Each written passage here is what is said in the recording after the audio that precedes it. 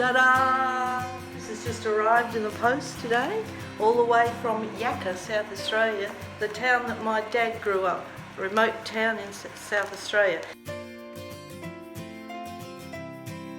And it was their 150th anniversary of when the town was established. We were to go over to South Australia for the 150th celebration, but because of COVID-19, of course, we can't go. My cousin and her husband on the committee have erected a plaque over there, and they had these medals made. And my dad would be very happy that I and my brother and sister have purchased one of these. It's made by the Adelaide Mint, and look at that. Yacka, 1870 to 2020. And it's very sad that we've missed that celebration and catching up with all those people.